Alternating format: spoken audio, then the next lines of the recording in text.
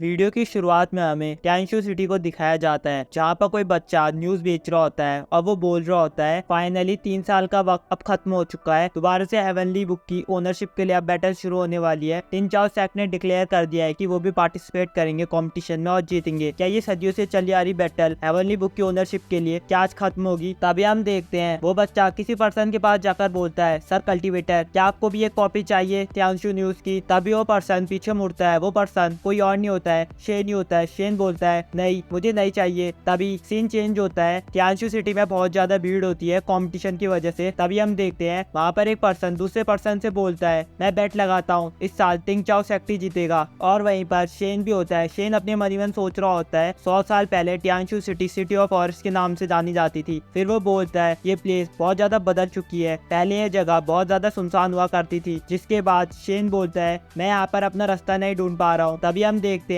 Shane के कपड़ों के अंदर से पेपर स्प्लिट बोलती है, जब तक आपके साथ लिटिल येनर है आपको रास्ता ढूंढने में कोई प्रॉब्लम नहीं होगी। फिर वो बोलती है, अगले वाले मोड़ से राइट मुड़ जाइए। और वो पेपर स्प्लिट शेन के कपड़ों से बाहर निकलकर शेन को गाइड करने लग जाती है। शेन अपने मन ही मन बोल रहा होता है, वो तो अच्छा हुआ येनर ने मेरे लिए पेपर स्प्लिट बना दिया जो कि मुझे गाइड कर रही है। फिर वो बोलता है, येनर तुमने मुझसे कहा कि जो अटेंडेंट है वो हेवनली बुक को मेरे हैंड ओवर करेगा, लेकिन वो तो मेरी ही प्रॉपर्टी है, तो मुझे अटेंडेंट की क्या जरूरत है? तभी वो पेपर स्प्लिट बोलती है, ओके मास्टर, मैं आपके क्वेश्चन का आंसर देती हूँ अटेंडेंट के बारे में। आपके सेक्लूजन के दौरान जो हेवनली बुक थी उसे टेम्परेरी सिटी में स्टोर कर दिया गया था, जिस वजह से बहुत सारी फैमिलीज के बीच में कंटिन्यूसली फाइट हो रही थी। और उस समय स्वान जिसैक बहुत ज्यादा कमजोर था कि वो रिकवर कर पाए हेवनली बुक को, जिस वजह से येनर ने सिचुएशन का एडवांटेज उठाया और हेवनली बुक को पूरे वर्ल्ड में फेमस कर दिया, जिसके कारण से दुनिया के सभी कल्टीवेटर हेवनली बुक के लिए आपस में बैटल करने लग गए। ऐसा करके न सिर्फ दुनिया के बहुत सारे फैक्शन हमारे स्वान जिसैक को टारगेट करने से डिस्ट्रैक्ट हुए, साथ ही जो इविल पार्टीज हेवनली बुक के लिए फाइट कर रही थी उनके बारे में पता चला। ये सब सुनने के बाद शेन अपने मन ही मन बोल रहा होता है, तो ये ऐसा था, मेरी प्रॉपर्टी को चारे की तरह इस्तेमाल किया, इतना केयरफुल प्लान, सच में अब येनर बड़ी हो चुकी है। तभी हम देखते हैं वो पेपर स्प्लिट बोलती है, मास्टर आप अपनी डेजिग्नेशन पर पहुंच चुके हैं और आपके लिए एक मैसेज है। तभी शेन बोलता है, येनर को मुझे कुछ और भी बताना है। तभी वो पेपर स्प्लिट शेन की उंगली पर बैठ जाती है और बोलती है, मास्टर आपको ज्यादा चिंता करने की जरूरत नहीं है, जो अटेंडेंट है वो स्वानजी सेक्ट के समय से हमारा सीक्रेट एजेंट है और जो सेक्ट का कॉन्टैक्ट कोड है वो अभी तक चेंज नहीं हुआ है। तभी शेन बोलता है, थैंक यू, तुमने बहुत अच्छा काम किया। तभी पेपर स्प्लिट डरावने वे में बोलती है,